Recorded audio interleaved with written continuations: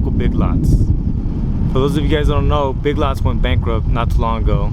Went belly up. Another thing that was around here was a 99-cent store, also went belly up. And the reason why I mention this is because it's not stopping there. And as you can see there, the store is closing. And one of the main reasons why I mention it is because in a time like this, they're selling their, they're liquidating all their stuff. So like 40-70% off of things that would normally cost you X amount. For any, smart shopper, it makes sense, but as well for anyone that's trying to launch a startup, they're selling their fixtures, all kinds of things. And for most comic book retail shops, like I'm saying, a lot of these arts and crafts supplies right now, that means if Joann's going out and you have a comic book shop that's not so far from it, potentially you can filter those customers, right? Because now they have a service that they need filled and no one has those products. Why not buy them on clearance, sit on them for a little bit, and then try to resell them? And that's what I'm here to do today at Joann's, is try to see what there is in there that I could potentially resell.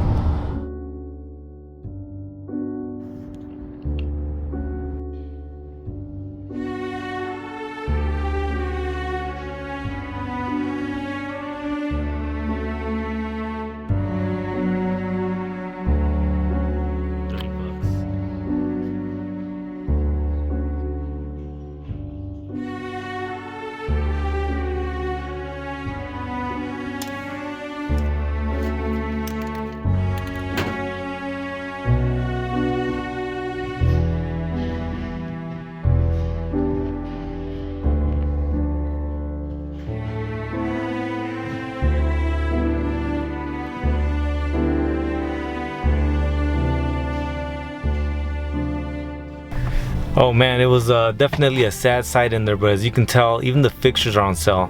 And that's what I mean, like a lot of the startup cost is bloated right now because so many of these places will give you a leg up and give you kind of that speed. And once again, there was already a base of customers that are supporting this store, and now that base has nowhere to go.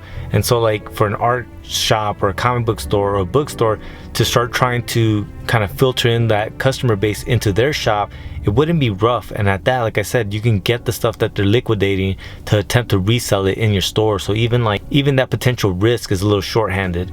And on top of that, I know one hack. Hold on.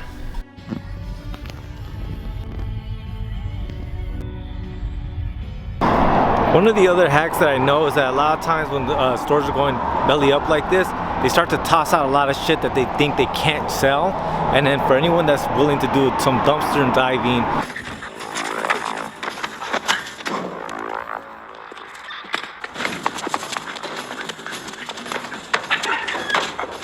you'll be surprised what you'll find. Like I found fixtures, I found notebooks, pens, markers, and all that stuff is just shit that you can turn around and resell for nothing.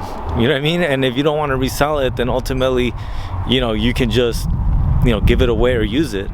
But the only problem is sometimes I have dumpsters that look like this.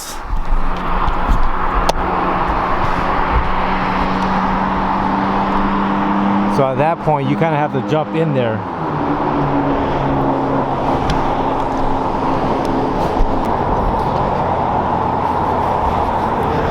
But luckily for us, Joann's is not locked up right there.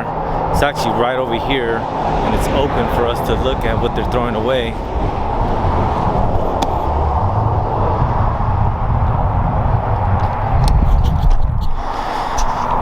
But I don't see nothing in there, you guys. Nothing worth taking, at least. Looks like a lot of trash.